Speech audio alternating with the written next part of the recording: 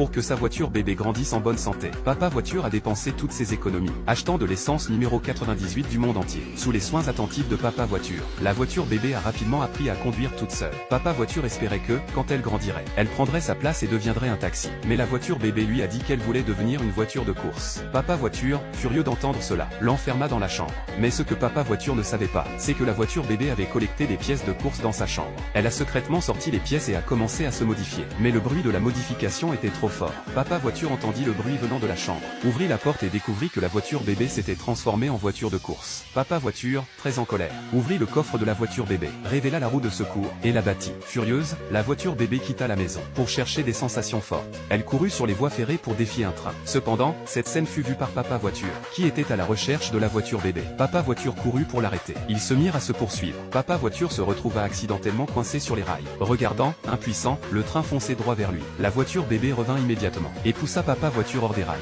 Mais la voiture bébé n'eut pas le temps de s'échapper, et fut percutée, réduite en morceaux. Papa Voiture, voyant la voiture bébé allongée dans la salle d'opération, ne pouvait que pleurer et regretter.